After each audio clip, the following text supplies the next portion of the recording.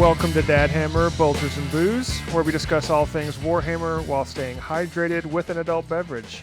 I am David the Warboss, and I am joined once again, a little different, once again, by Chief Librarian Lawson, due to Medicaid Steve being on some much needed vacation, resting up with his family. So I got the Chief Librarian with us. Lawson, welcome back. How you doing? Hey David, glad to be back. So here's the thing. Actually, Steve never existed. It was all just a play, A clever a ruse. clever ruse. I am the changer. So you just disguised your voice. Exactly. I've been You Steve the sound, entire time, yeah, you sound, and I can say this out of love. You sound like a grizzled old man occasionally.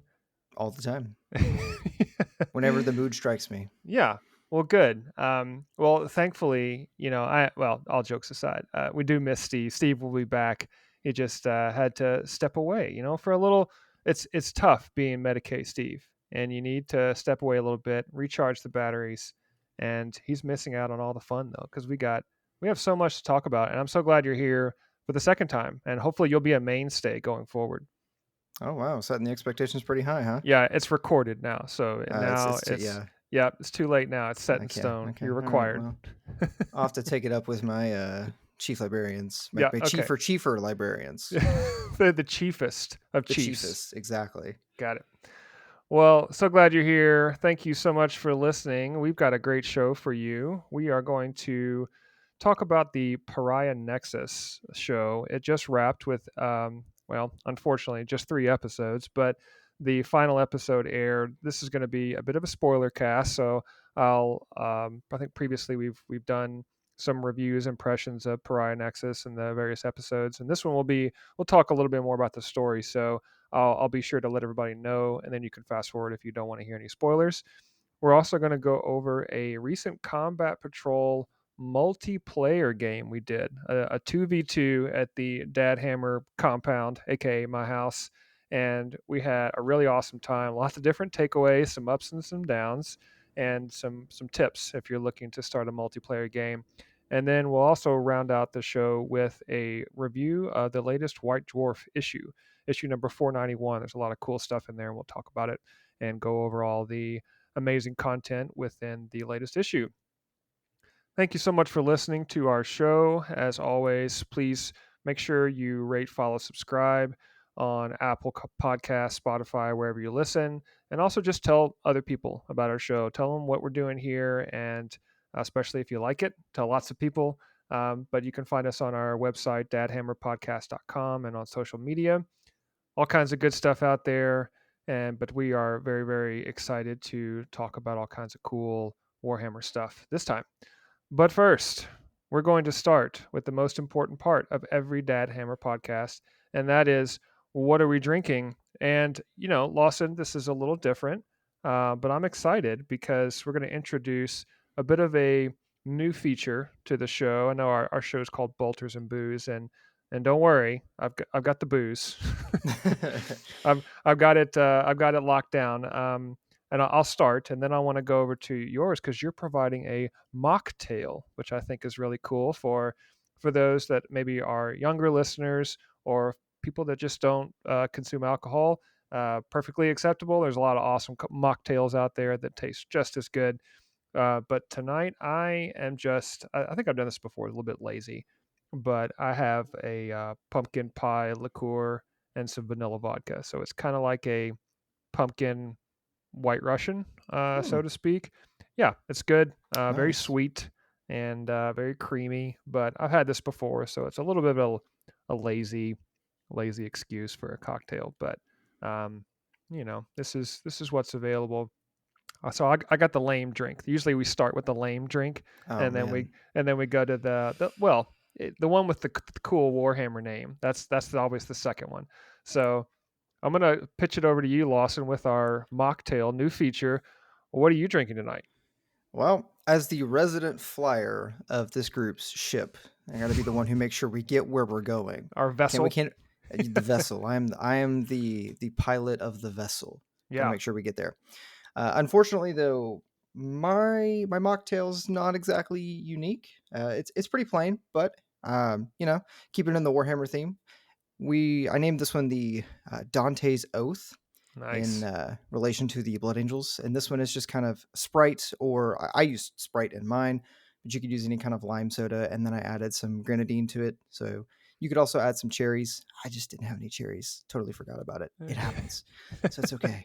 The you just add enough grenadine, and it's fine. Yeah.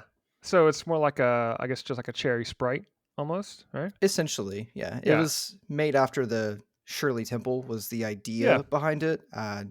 So I just kind of, for my first one, we got to start somewhere. So Yeah. hopefully, only goes up from here. Well, I like the name, the Dante's Oath, because we were talking about it earlier about what should we call this one because the Blood Angels and blood and fierce and all of that. I'm like, well, this has just got Sprite in it, so probably probably wouldn't have that. And I'm not the lore guy, so I was asking who's Sanguinius's sidekick? Who's the guy making sure he ties his tie on, keeps his tie straight and stays devoted to the cause. And you're like, well, it's Dante, so Dante's Oath. Perfect. Well, yeah, except Sanguinius is dead. Eh, Okay, but I mean, he did his job, sort of. Well, okay, How how technically he how do did. you know he's not still devoted? Right? He might Well, I still be mean, that's devoted. true, but he's also still definitely dead. Okay. Well, anyway, thank you for bringing the mocktail. Hopefully, it's an enjoyable drink to you. If nothing else, it's just a little bit different. It's not just any kind of soda, or as I Yeah. say in the South, we just call everything Coke. So it's you're not just drinking a Coke or drinking water. You put a little extra effort into it, and I think that's great. And especially for any of our listeners who are not looking for an alcoholic beverage, you can still be an adult and not have booze in it. I promise. It definitely can, for sure. But I've been doing good my whole life so far about it. It, Yep. it can totally be done. Yep. I'm Awesome. the pinnacle of awesomeness. And humility as well. Yeah. Definitely, Yes. You're the as the most humble person chiefest ever. as the chiefest librarians. Well, thank you, Lawson, for your mocktail. I will enjoy my drink. Cheers and bottoms up, sir. Cheers.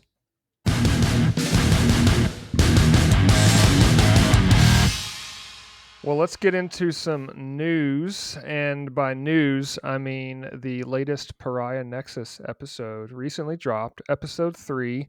We talked about this on previous shows. I was really excited about the Pariah Nexus show when it first aired. Watched the first one, was blown away. The animation's so amazing. And now we're on episode 3, and I see that, okay, this is the exciting conclusion. I'm like, what? Exciting conclusion? Hmm. Man, it's only 3 episodes, so let's get into this a little bit. And this is a spoiler cast, so for anyone that wants to avoid any of spoilers for Pariah Nexus, feel free to fast forward a little bit. If you're on Spotify, I always put the bookmarks in there so you can see when we're going to skip to the next section. So feel free to fast forward, but we're going to go a little bit into spoiler territory here.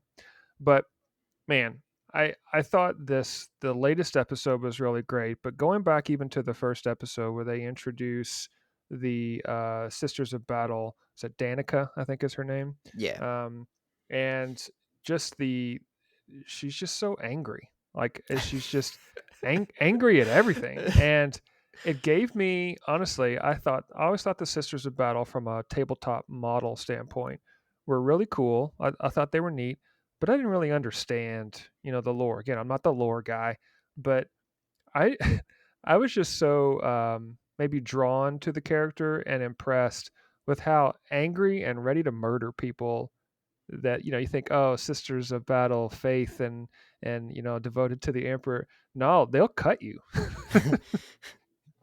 She did not come to play games. She was No. like, I'm here to cleanse this world, and this world just failed because you guys suck. Yeah. I was just okay. Yeah, All right. basically, I mean, so the world is being invaded by Necrons. We're introduced to Illuminor Xeris, which I thought was really cool to see the Hmm. model come to life, in an animation, And and have then the like a death character. marks. Yeah, right. It's just really creepy, like this mad scientist kind of a Yeah, vibe, yeah. which I thought was really cool. And then you got the death marks and the snipers. And Lawson, Steve, and I have talked about this previously, but don't own any death marks in the Necron army, but I and I'm interested in your thoughts here. Where my original impression of death marks as a model, looking at them, was just, these are okay, cool snipers, whatever. But now that I've seen them in this animation, I'm like, oh man, these guys are deadly. Did you have the same feeling, I guess, when you're seeing the death marks and the teleportation and all that kind of stuff going on? I was definitely impressed. When in the first episode, before you really got to see the death mark in action, so to speak, and you kind of just saw like the Necrons themselves, like just the regular mindless Necrons who are just regular foot soldiers, nothing to them. Mm-hmm. Mm-hmm. And then the death mark comes in and he speaks, he talks, he's got his own character, and then you're like, ooh, shady individual. Okay, all right. And then I think in the second episode, he just shows up and he's just absolutely just murders Right. a ultramarine just easily. He makes it look so easy, and I was like, Emperor's Angels, yeah, how's that going for you?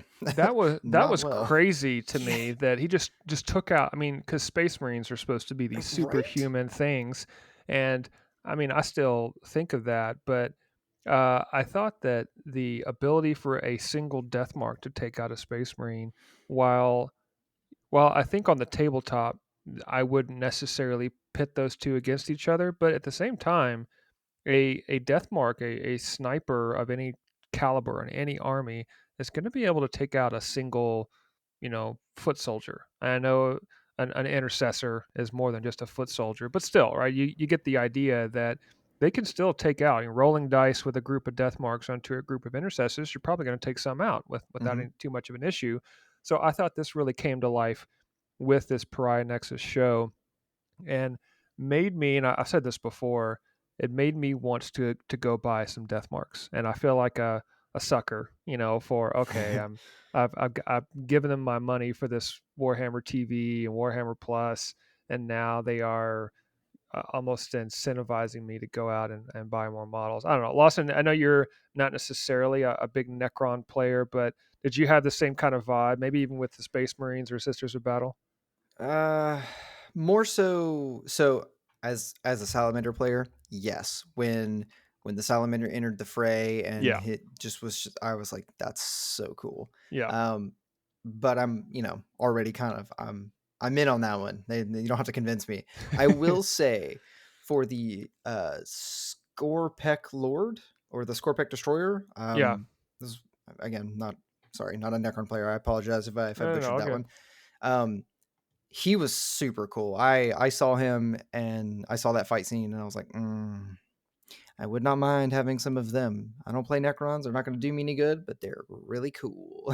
So Yeah, it, those things are yeah, scary, man. yeah, And they are Scorpic destroyers, but there's a lot of Scorpic stuff in the Necron forces, and I hmm play Necrons occasionally. They're not my main army by any means, but um, I the models themselves, like these tarantula looking things with giant blades, yeah. and they already look kind of terrifying. I'm looking at the models now on their website. I'm like, wow, these things look really cool.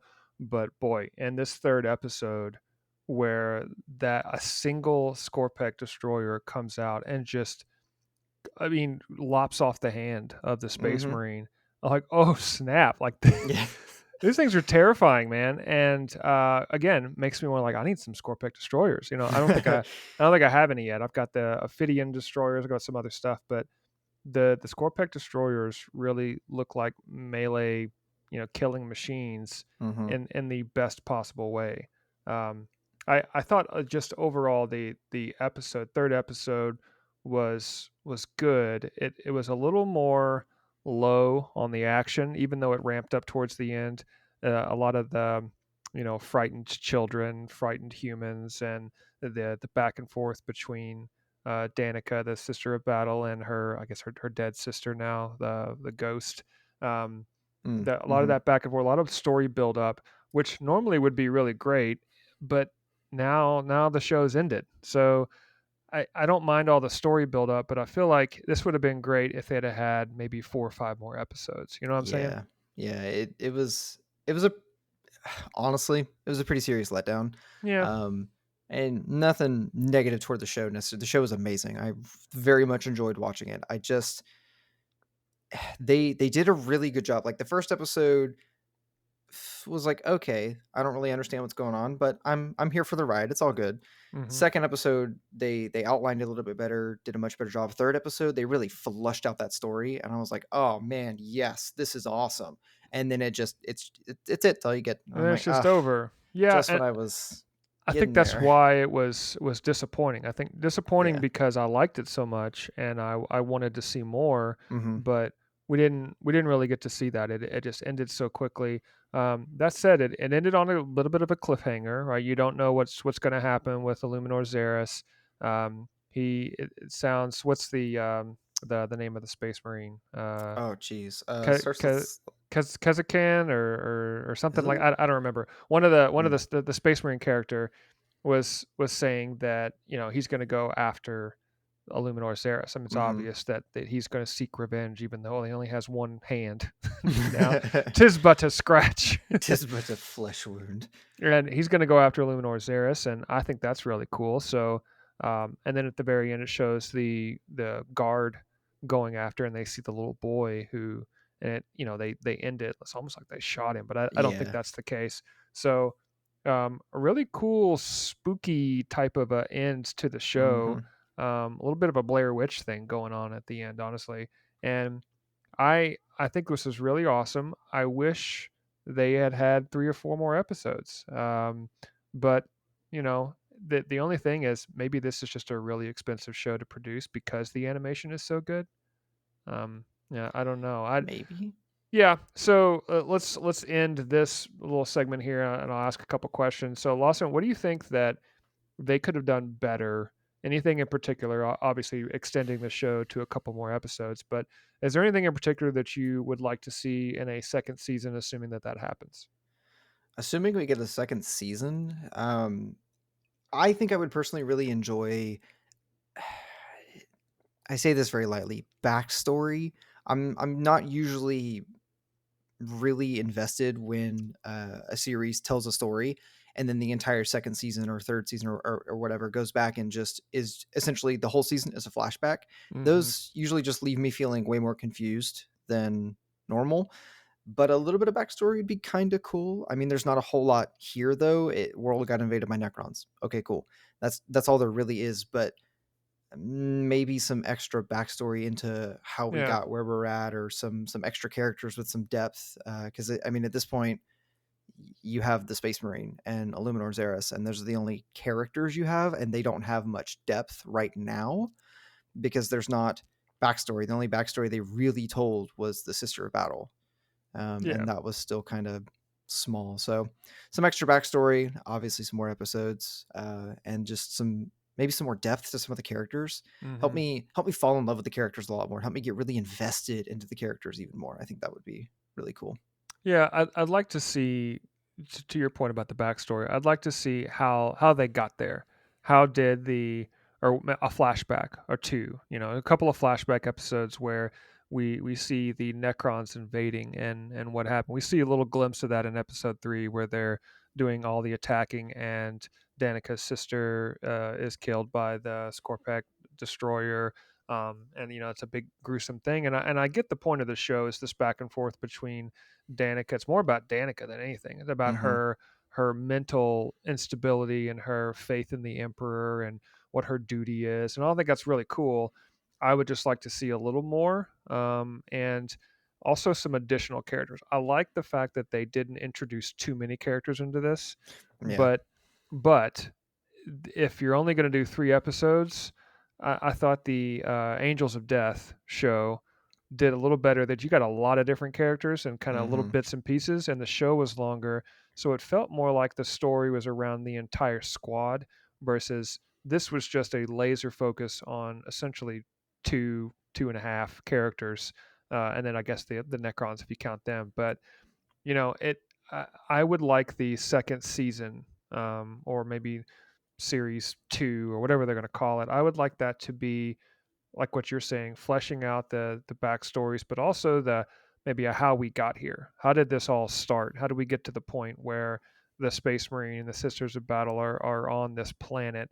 Um, and then what's going to happen with Illuminor Ceres, and maybe even go up into some like ship battles and things like that. But Mm, the thing is, and I don't I have a lot of sympathy for the writers with these kinds of shows because there's literally thousands and thousands of years of lore and history of it's all fictional, but for them to right. draw from and try to come up with something, it's just the scale is so massive that I appreciate the focus down to individual characters, and I think that adds something. So.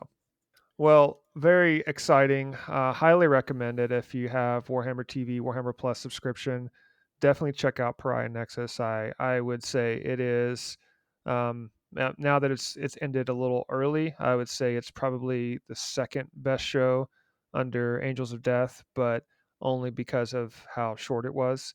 Angels of Death, Pariah Nexus animation is miles better than anything that they've made so far, but definitely check this one out. I would say they've got several heavy hitters now. If you're just trying to jump in or thinking about jumping into Warhammer Plus, definitely check out Pariah Nexus. Highly Hmm. recommend it.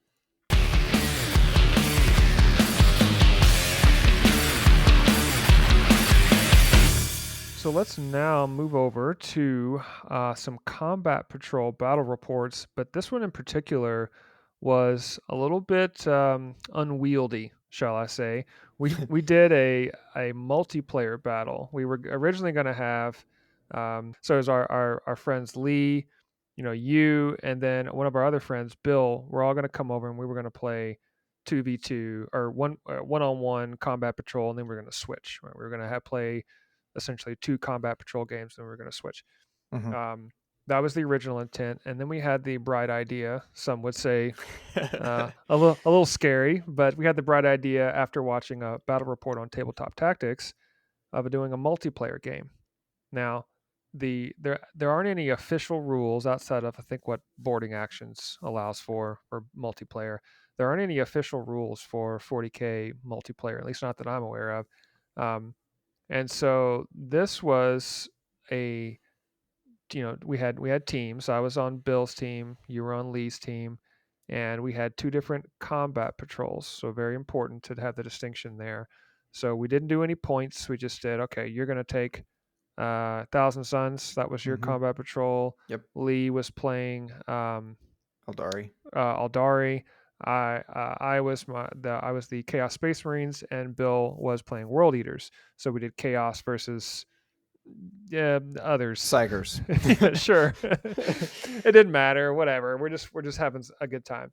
So we started this, and it was first of all we had a great time. It was a lot of fun, but there were definitely some takeaways. Lawson, I'll let you go first on. Well, first of all, I'll spoil it.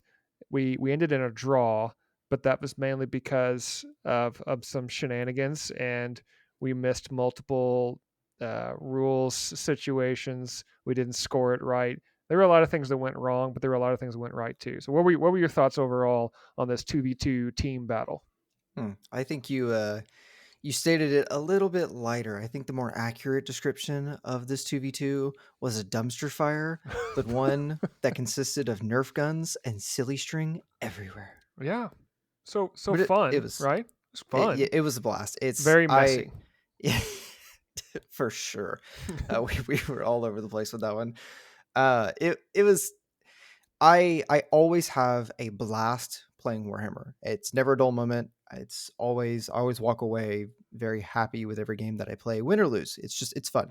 This game was no exception. It was a ton of fun to play, and it was a good experience in many different ways. I learned a lot about the world leaders, about the Eldari, and kind of how they play, how they function, maybe what some of their strengths are, what a couple of their weaknesses are. And I also learned that when you play a 2v2 with two people who, at least in the case of Bill, I know this was his first combat patrol game with Mm-hmm. his war leaders, Yeah. so definitely a new player. I've only, I think, played with Lee once or twice, so I'm not sure how versed he is in comparison to you and I, who I know have many games under our belts, at least Mm-hmm. together. Mm-hmm. So they asked questions. Hey, can I do this? Hey, how does this work? It was very challenging for the walking encyclopedias that we are. Um, we we we were looking up rules that we never thought to look up, and to be honest, we even looked up rules that we knew how they worked, but we looked them up anyways because at the moment we were like, I don't know what this does. Let's go look it up and figure it out. Yeah, Is I thought Yeah. again, it was a lot of fun, but we had several scenarios where when it's just you playing against one other person, really the scenarios are um, more focused, that you're not having to look up the trigger effects of all these other things. And even though we were on teams, Bill was playing World Eaters, I was playing Chaos Space Marines, and his army, with the way we segmented it, we shared command points. So that was we each player got a command point. So at the start of the battle round, Bill would get a command point, I would get a command. So we had two command points every single round, when that popped up. But then we would share that as a pool. So if we were going to do a command reroll, we could do it. But we also segmented the ability so that we didn't have any world eater abilities being able to apply to my chaos undivided chaos space Mm-hmm. marines or something like that. Yeah. So we didn't want all that messy stuff. We thought we were doing really well to avoid messy situations that way. It just ended up being, I think, what I remember at one point we're playing the game, and it just, certain things seemed so overpowered, like your Thousand Sun Terminators were coming in. I'm like, man, why are these things so powerful? They were so powerful, and I just thought that something's off, something's wrong. You're Maybe you're not looking at the rules correctly or something. That's what I was thinking the whole time. And no, what it was is that when you're playing two different armies on one team, it feels like, okay, I'm playing against, it's like one versus two. That's what the way it Mm-hmm. felt like Yeah. sometimes. And I'm being attacked by two different armies when really all we were doing is just alternating. So as if we were playing a 2000-ish point games, more like what, 1000 to 1500 depending on the Give or combat patrol, take. whatever. Yeah. So it was more like, let's just say 1200 points versus 1200 points, but it didn't feel that way. It felt like two separate teams, two separate armies playing against just one at times. Whenever it was my turn or Bill's turn, did you feel that way at all? Like the overpoweredness of it? There were definitely some moments where I remember going, "Yeah, this game is we're dead. There's no way. We don't stand a chance. We're about to Yeah. get just tabled in turn two." To be honest, the reverse is also very true. I think by the end of turn two, I was going, "Oh my good, we might table them. What the Mm-hmm. heck?" It Mm-hmm. was the game definitely did a 0 to 100 type of shift, for sure. It, but that yeah, there were definitely times where it just kind of felt a little crazy. And I mean, I'll be honest with you, I also kind of felt like I was like, my Terminators are really putting both teams on their backs right now, Mm-hmm. and they are just carrying everybody. And they weren't I, they weren't overpowered, not necessarily. They're the Scarab Occult Terminators are very strong, but they are the linchpin. If they go, you have no army. Yeah. So I mean, it's double-edged sword. They're really strong, but if you manage to take them out, that's it. And with the mission that we were playing, getting was it lethal hits when you're standing on an objective shooting at an enemy unit? Yeah, so we played, Yeah. and maybe this is a good time to talk about it. We played the mission that came out of the latest issue of White Dwarf, which I thought that was a great idea. It was a great idea at the time when I thought about it. New mission called Info Geist Pursuit. A really cool mission. Sounded amazing, and it essentially meant like an oncoming storm was coming to the battlefield, and you're vying over objectives just like you always do, the standard stuff. You had three objectives in no man's land, and at the very beginning, the second battle round, the objectives are worth 10 points apiece. There's no Hmm. cap, they're just worth 10 points apiece. And then the storm hits on rounds 3 and 4, at which point the vision, I guess, is obscured. That's the point there. And so the objectives are worth 5 points in the third and fourth battle round, and then the storm clears in the fifth battle round, they're worth 10 again. So there's already some tension built in. And then with the special mission rules for if you were close to the objective and you were shooting uh, out from the, so if I'm on the objective and I'm shooting you and you're on the other side or whatever, then I would get sustained hits on all of my attacks for a Sustained range. hits. Really cool. However, if you were charging into me and I'm close to the objective and you're doing melee, you get lethal hits. Hmm. So there was all this back and forth stuff, and the mission sounded amazing, and it probably still is amazing. Um, but we introduced a brand new mission with crazy rules that we haven't played with before, but very different from a normal mission that we would play. And then we had two relatively new players to their respective armies. I mean, Lee's played for several games and he knows the game well enough. Bill's a brand new player, essentially, only played a couple times. But in addition, these were new armies to them. So, and we're doing multiplayer. So we, I mean, we really stacked the deck against ourselves, I think. No Um, kidding. and at the end of the evening, I was just exhausted from trying to keep track of everybody else's abilities and armies, and even then we still messed up. I mean, we were doing abilities when we weren't supposed to. We Hmm. forgot to calculate points after, at certain intervals. Yeah. I think at one point you completely forgot to do sustained hits, which would have, drastic. I mean, Yeah. stuff like that. It was I just way too much. I forgot to move an entire unit because I got so excited about Lee moving his unit so he could shoot your guys. Yeah. I was so excited about Lee doing a thing so he could shoot one of your squads or something with the really big guns. I think his Eldari Knight suit thing was shooting like Bill's Warlord, and I was Hmm. so excited. I was like, "Yes, it's gonna do so much damage!" That I forgot to move my Zongors in front of the big robot to screen for him.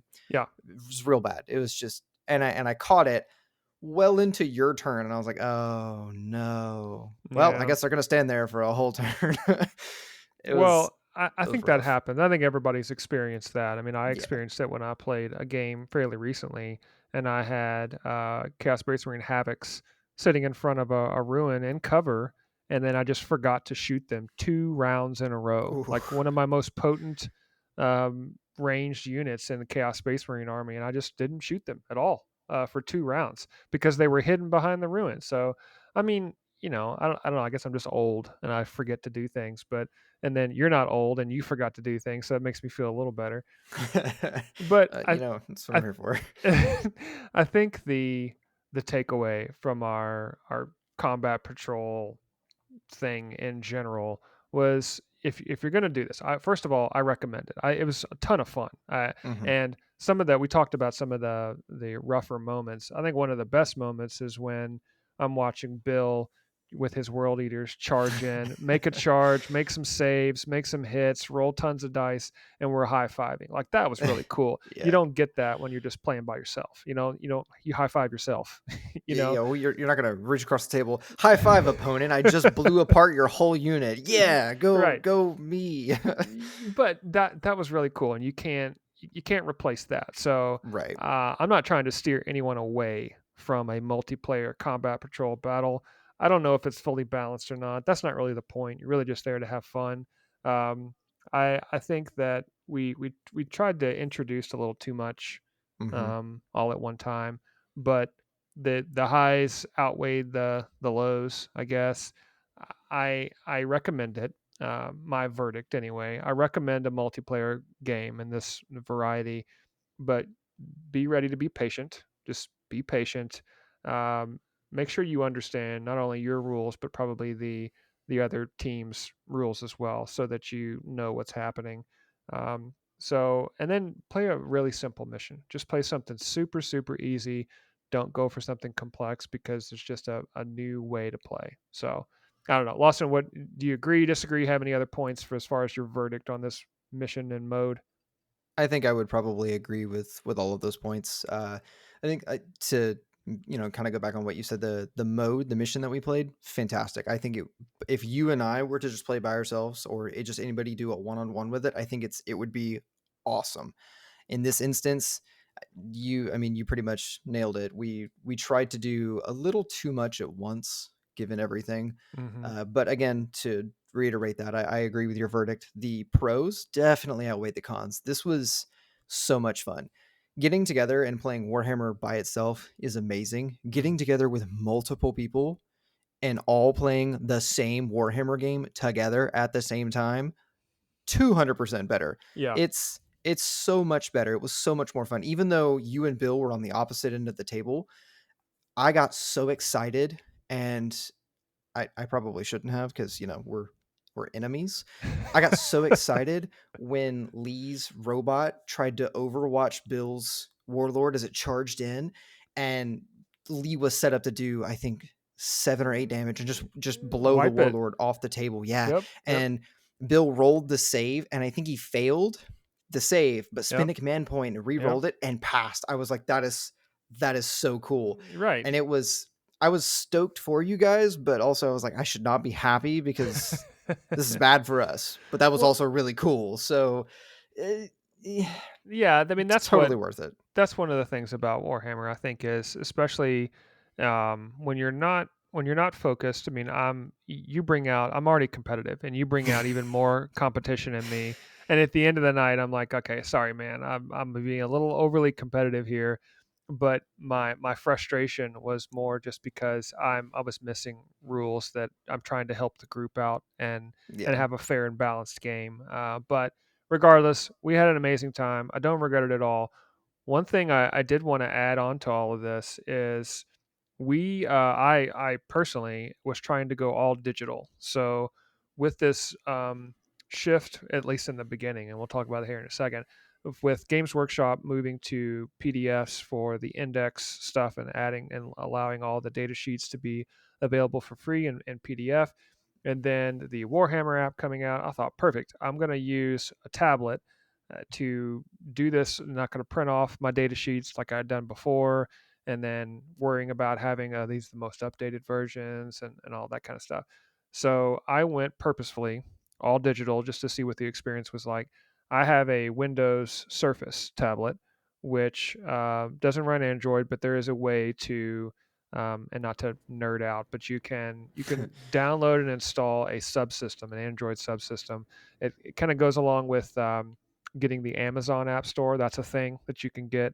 It's nothing illegal or underground. There's Microsoft encourages you to get the Amazon App Store, which installs the Android subsystem. Anyway, I was able to sideload the Warhammer 40K app on my Windows 11 Surface Pro 8. I think it's what I have.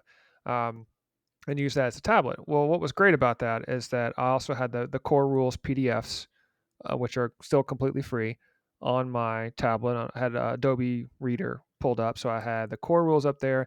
I had my Combat Patrol PDF, and then I had the Warhammer app. So I had all three of those things. Um, I For Combat Patrol, I thought it worked great because what I did on my I pulled up Bill's World Eaters Combat Patrol, and I had that, and you can set it up on the PDF view to have essentially four. You could look at two pages side by side, which in this case is four data sheets. So Mhm. I could see four units all on one screen, which was great for Combat Patrol. And Yeah. I used that going back and forth, looking up rules, doing the core rule lookup, and then I'd have the Warhammer app, which, in my own experience, was faster than the PDF and doing text search and everything. So it was nice to have both. And so I haven't tried it out for a full 2,000 point or even 1,500 point, anything outside of Combat Patrol. So I don't know how that's going to work yet, especially now since the codexes are out and they're getting rid of the PDFs. I mean, the Tyranid Codex is out, and they've removed the PDFs from the website, so you can't really do the PDF route anymore unless you do scans, I guess, of the books. But I don't know, Lawson. I know you just got an iPad and you're going to try that out. You've been poking around with it. What are your thoughts so far? So far, it's I could definitely I could see both sides on this one. Personally, I I like having it all digital better, but that's just because here lately, without especially in having played in Ninth Edition, playing Thousand Suns, Blood Angels in Ninth Edition, I had to carry, especially for Blood Angels, I had to carry 3 books, I had the rule book, I had the Space Marine Codex, and I had the Blood Angels extra fancy detachment thingy for to use some of their unique units, and Mm-hmm. it was rough. I mountain not a molehill, you know what I mean? But still, I carried on 3 books all the time just to play one army on top of all the models I have to carry around with me. I was just like, well, now I can do everything from just one tablet, one iPad, one laptop, even. It, it's it's better. On top of the fact, you can search in the Warhammer 40K app. You can search, but if you're just using the PDF, you can still search. They have the search feature, and you can search for the keyword you're looking for, and it will highlight all those keywords. Just control Fing essentially. Mm-hmm. It's it's so much. It's better. It's a lot faster. I understand people's hesitance to maybe not want to go the digital route, and it's not for everybody, and that's okay. I like it. Especially for combat patrol, it's so easy. I mean, you mentioned you could just split it into the multi-view and have 4 of the data sheets right there. That's Yeah. pretty much your entire army right there. That's perfect. That's everything you'll need for the 2,000 point game. I think it'll be a little bit trickier because if you go into the codexes on the app and you look at just any of the factions that you're able to view through the app, you get all of their data sheets. You can't Mm-hmm. right now, there's not a way to filter their data sheets by only these dudes. You can't like go in and build an army, right? And then only look at the data sheets for that army in that data sheet view, as Yeah. far as I know. So, Yeah, I wish that the 40K app, I wish they had the ability to look at multiple units mhm, or some kind of like a card view. We've talked about this yeah. on the Steve and I on the podcast previously, where I wish that it's nice to be able to pull up the army list, and after I've made my list and I'm in the game, I can easily scroll through and pick a unit to, and that's fine. But there was just something nice on the from the PDF view of being able to compare the data sheets just side by side. I could look at Mhm, 4 of them side by side and then quickly go over with one click because I'm looking at tabs. One click over to the World Eaters Combat Patrol with Bill and see exactly what his abilities were, and then scroll up quickly to see all of the army abilities too, and mhm, the stratagems and all that kind of stuff. It was all right there, and that is the benefit of a combat patrol because it's simplified. But so as far as a recommendation, I guess for anyone listening and thinking about going digital, the iPad, Android tablets are great. I was looking at with the Prime sales that they were having recently. You could get a Fire tablet for like $50, or something crazy. yeah. Um, it depends on your eyesight and how big of a tablet you want. We were looking at them in there. You could get an 11-inch Fire tablet for 150, but then when you get that close, you might as well just get an iPad for 250. This was on sale. Um, but the apps are really nice on the tablet mode. However, there is a lot of versatility with something like a Windows tablet, and you can still sideload if you're very fairly tech savvy. But overall, I think the digital experience can be done. It is definitely not for everyone, but if you don't want to keep printing out data sheets over and over and over and over again, it is possible. And I would say there's some definite convenience, benefits to having it all digital and not splayed all over the table, which is usually what happens, especially if you're playing a 2,000 point game. It's just covered in paper.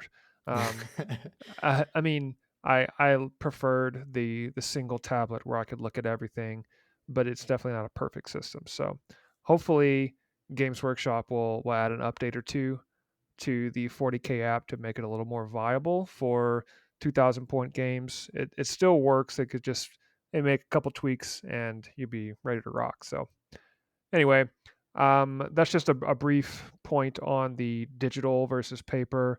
Overall, our Combat Patrol multiplayer showdown, if you will, was an amazing time. I definitely want to do Mhm, it again, maybe with mhm. some better prep and a simpler simpler mission just to Yeah. keep us all sane. But anyway, fun time, and I'm sure we'll be sharing more Combat Patrol battle reports and future episodes.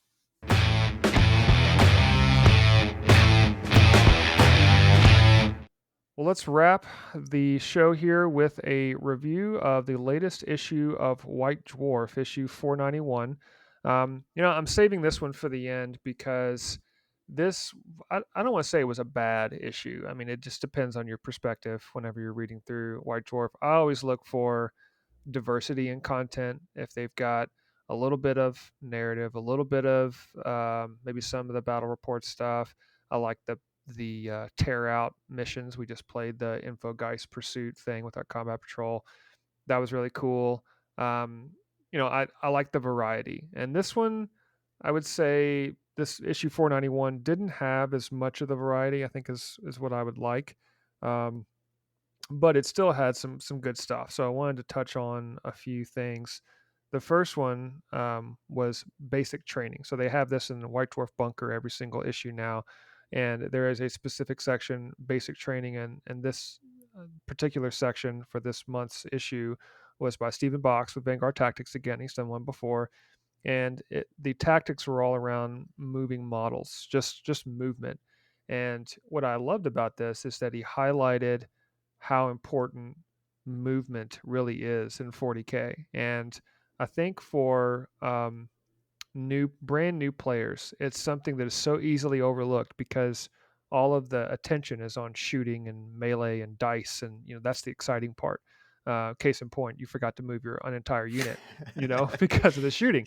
But Yeah. I mean, that's the exciting stuff, right? And I love the fact that he's pointing out how important movement is because especially for new players, but movement is such a critical part of the game and can really make the difference between getting victory points or getting tabled turn one. So Lawson, I know that I remember when I first started playing and you were teaching me the value of the whole move and charge combo, not necessarily to kill your opponent, but to take the objectives. And you've had some experience with that recently. Yeah, eh, it's definitely it's one of those things you should never really take for granted or overlook. I mean, it came up in our combat patrol game, um, where you can charge in and maybe. So here's something else too that even Bill mentioned this, and it was a good point too when he mentioned it. The goal may not always be to kill that unit. When you charge Hmm. in, when you try and go into melee, your job may not be to win, and that's okay. Your job might just be to stall, to tie it down, to set it up for another unit to charge in, to eat an overwatch from your opponent, Hmm. or to, if you have a higher objective control, charge in. You may not wipe that unit. That's okay. You may end up with more models, and you charge in with another unit, and now you've whittled it down even more. Now you control the objective even though they're still on it because your OC is better. So it's all those different nuanced things. Sometimes it's totally worth sacrificing a unit to get the objective. And it's one of those things you don't teach new people intentionally because you don't want to overwhelm them. You kind of just say, "Hey, just go roll some dice, have a good time, Hmm. and just do a regular death match. Don't worry about the objectives." But then the more you play, you have to start going, "Okay, so you understand how it works. Now, here's the importance of objectives." And that's, I mean, that's what the game is about. It's not about going out there and, "Oh, I destroyed 15 units. Hmm. Get wrecked, loser." But you controlled no objectives. It's not really worth the trade in that instance. Yeah. So it's it's one of those things that is, I mean, it's the whole purpose to the game. Obviously, it depends on the mission, but it is the game. Without the objective control and the nuanced movement, you wouldn't. I mean, Warhammer would just be a team deathmatch. Yeah, and I think something that one of the things that I did during our combat patrol game, and you probably noticed it, is that when I had a unit of legionaries, the Chaos Space Marine legionaries Hmm. that were within about, I would say, 9 or 10 inches from your Terminators, and you were shooting, right, and taking them out, and you did a few shots on them, and so what I did, because my turn was over and you were getting ready to charge, I removed models from the front of the squad so Mm-hmm. that it would make your charge more difficult. Yep. Because now you're going to have to roll a 10 or an 11. Now, it's a small increase, but that may mean the difference in survival for the next round. And then now I'm charging you next round. I get to move and charge next time. And, going up against I've got, chain swords going up against Terminators is not always going to be just a complete wipe, but I might take out one or two models, especially if I roll well, maybe even Hmm. more. Um, there's always that chance, but it's not just the movement. You also have to think about the movement of the other player. So and the order in which things are happening. So if I've already gone, it doesn't mean I can't impact your ability to take out my squad. And to your point, even you surviving with one or two models left may mean the difference between a contested objective and then your opponent taking 5 victory points because you didn't you decide to charge in away from an objective or something like that. So I think movement in general is so critical, and I love that they're pointing out little nuances of the game because some of that stuff's really hard to teach new players because the Warhammer is such a complex game and nuanced game that oftentimes it's easy to um, I guess just go after the dice and the shooting, and it's difficult for new players and even veteran players to get into some of the the intricacies of movement and charging and objectives. And I just remember playing you way back, many years ago, and just learning every single time I play it, like, oh man, how did I miss that? And you're still on the objective and getting victory points, even though I defeated your unit or whatever. Yep. But I mean, we you say it like that, but also here lately in the games we've been playing, the reverse has definitely been true. There have been plenty of times where you make this strategic play, and then I find myself after the game wondering, why didn't I catch that? If I had caught that, I could have, I don't know, done anything differently. Maybe I wouldn't have just lost there. Hmm. Or maybe I wouldn't have struggled so hard to win, or struggled so hard to tie, just all these different things. So it's, you definitely have turned the tables on me when it comes to strategy, or at least if nothing else, you make me work for it sometimes. You don't always Well, make it easy. I know. Like I remember when I first started playing, or teaching Warhammer to friends, and generally in the first several games that I would play against them, I'm usually winning just because I know little things and I'm trying to help them understand. It's not always. I mean, I think Bill beat me with his Chaos Knights right out of the gate, but when I play you, I have to be I have to come prepared. It's like studying for an exam. you I got to be ready to go. And if I make any mistakes, it's just game over, um, which is always fun. So this game is so unique. It's unlike any other game that I've ever played. And I play a lot of board games, Dungeons and Dragons, all this stuff where you can literally do anything. There's lots of strategy and outsmarting opponents and the dungeon master or whatever. But there is just something about this game, this tactics game, where you can make little choices that have this ripple effect that can completely alter the outcome, and it's great. And so Yeah. I think the basic training section of every bunker feature within White Dwarf is always great, especially when they highlight little things like this that you might overlook as not as interesting. But if you are checking out the latest issue of White Dwarf, definitely don't skip over the basic training because it gives you some really good tips on movement and how to maximize your movement phase to ensure that you're getting the most out of your turn. So the next section I want to talk about, they released the new combat patrol mission. We've already talked about that a little bit about the Infogeist pursuit, the abilities that you get by staying close to the objectives. One of the things that I really liked though, and Lawson, I'm interested in your take here.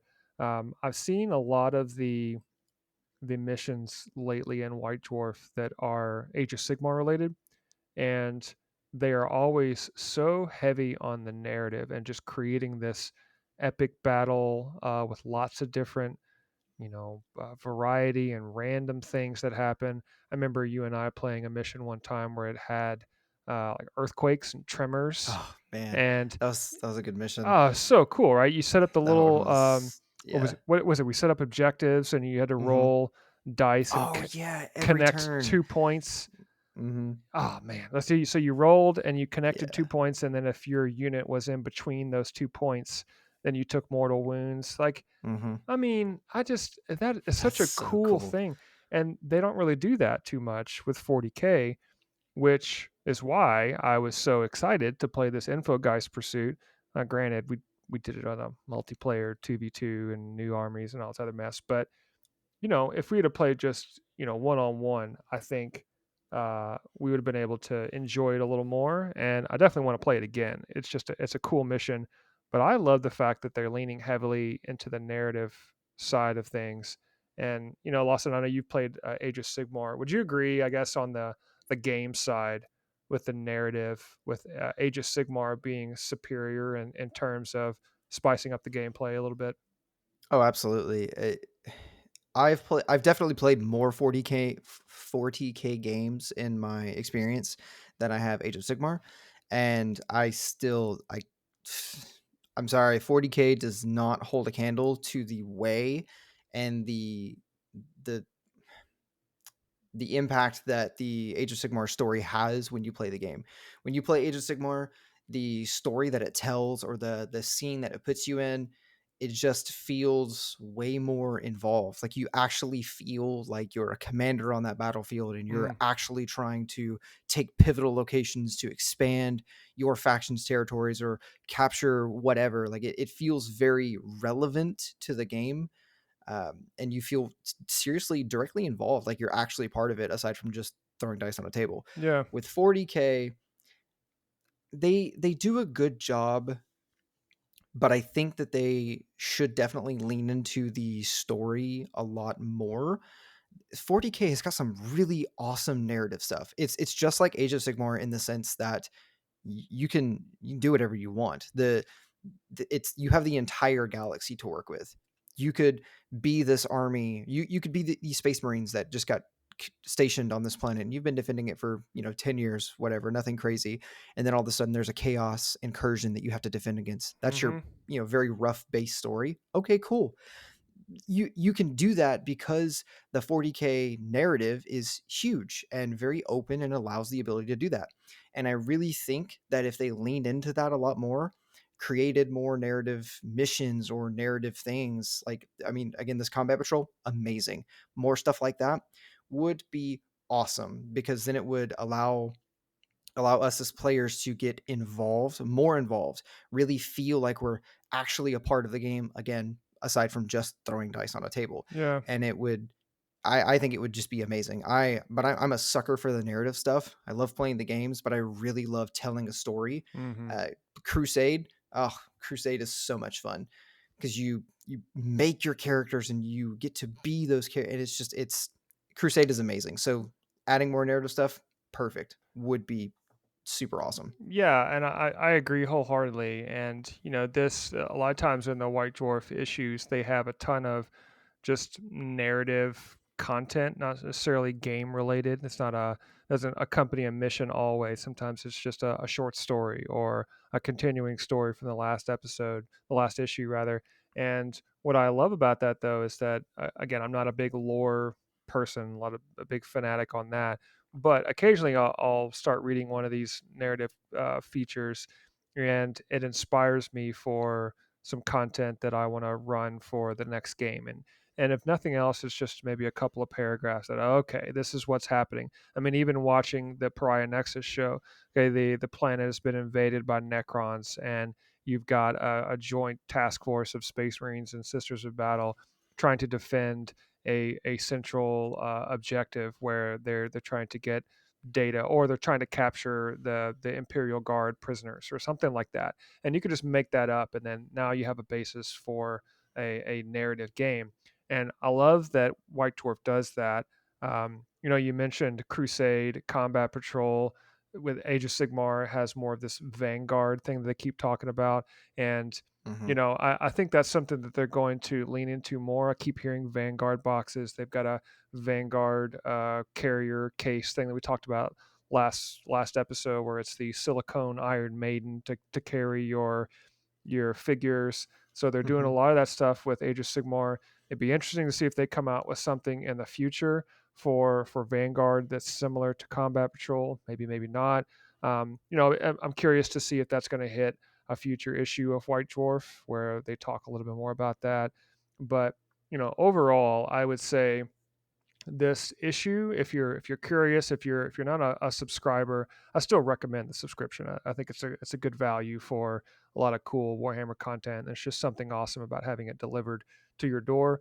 But this particular issue, unless you really really like the narrative stuff and like reading those stories, I would say skip this one. If you're thinking about picking up the one off the shelf, skip this one. Maybe wait for next issue and to see if that is more in line with what you're looking for. But again, if you love the narrative, this is a good issue to pick up. I always recommend White Dwarf, regardless. Well, that will wrap our show. Lots to talk about this week. As a precursor to Warhammer Day coming up Mm. on Saturday, really exciting times there. If you're not aware, go check out Warcom's site and look up all the stuff coming out on this Saturday. Local time, I think for us is 8 a.m. Central on Hmm. Saturday. Really exciting. Looking forward to it, and we will be discussing all of that on the next episode of Dad Hammer Bolters and Booze. Thank you again for listening. I am David the Warboss. Thank you, Chief Librarian Lawson, for your time and attention and your in-depth rules analysis and all of your guru shenanigans that you bring, and your mocktail. I appreciate that too. Always. It's a pleasure. Again, thanks for having me on the show. It's always a blast to hop in here and hang out with my friends and, well, in this case, my friend, since Friend, your Medicaid frenemy. Steve, my frenemy. Yeah. It's always nice to get in here and hang out with my friends Yeah, and frenemies that's and right. talk Warhammer stuff. It's Al- awesome. Always a good time. Well, thanks Absolutely. everyone for listening, and we will see you next time on Dad Hammer. Cheers, Lawson. Cheers.